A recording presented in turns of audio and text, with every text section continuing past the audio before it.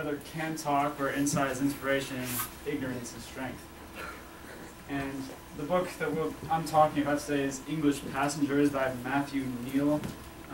At the same time, it is a historical novel, a insightful commentary on human nature, and a swashbuckling sea adventure. And it's lots of fun. And the story follows, at most, 20 characters at once, and it is narrated semi-epistolary style. There's some of them are just letters and journals of the characters, but at its peak, there are 20 characters being followed at one time. But the chief characters, the main character is Captain Iliam Cooley, a Manxman from the Isle of Man. That's the Manx flag, who is the captain of a smuggling ship, ironically named the Sincerity. And he has his contraband confiscated by English customs agents and is forced to rent out his ship to a delusional English vicar named Reverend Wilson, who is hell-bent on discovering the Garden of Eden on the island of Tasmania. And so he hires his ship is hired by Reverend Wilson and a Dr. Thomas Potter, who is like a racial Darwinist, except that this is in the years immediately leading up to the publication of On the Origin of Species. So the English passengers are, of course, Reverend Wilson and Dr. Potter, who are both, as all the Manx sailors put it, really stupid.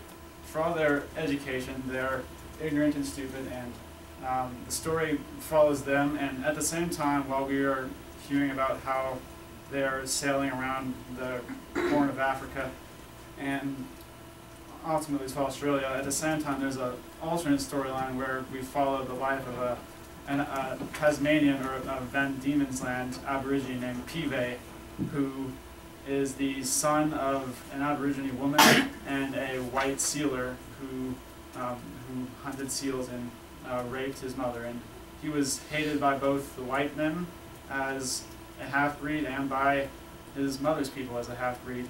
And it is his story of seeking revenge and ultimately becoming the only one left to fight his people's fight. And the story is one that deals with different perceptions of reality. We're not talking about solipsism, there's no Grendel here.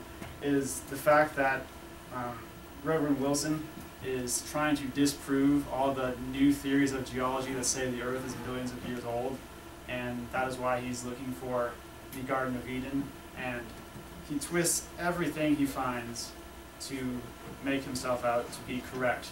While they're tramping around Tasmania and not finding anything except bugs and disease, the slightest ray of sunlight or the very absence of the Garden of Eden is a test for him. It's a test of his faith, and he believes that if he goes even a little farther, he will find it. And so he twists reality to his perceptions. Dr. Potter twists reality so that his race, the proud, noble Saxon people, are always the most superior, and he's currently writing a book on the fate of nations in which the Saxons killed everybody.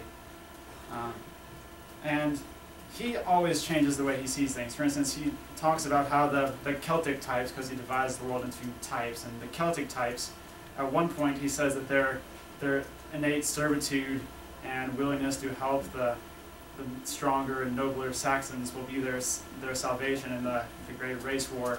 But immediately after, so this is during a time when he and his other friends have taken over the ship. Immediately after all the Manxmen reverse mutiny and take it back over again, he writes that the Manxmen are rebellious and obstinate and stupid, and that they will be destroyed. So he changes his mind repeatedly to make sure that he's always right.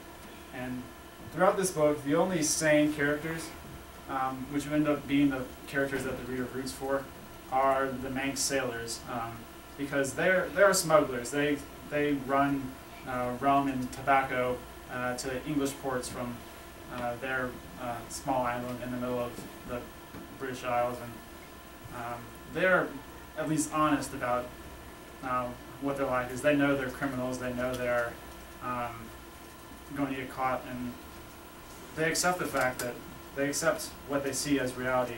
And even though the other ones are, you have a priest and a scientist, they won't accept the world as it is, and so you root for the honest criminals rather than the delusional, crazy people. And the Reverend ends up going basically mad by the end of the story, and it is a story of a conflict of view of the world, and ultimately the people who twist reality end up dead or locked up, and the Manx sailors end up with lots of gold, and Pivet kills the people who killed his mother, and it is an exciting story. But yeah.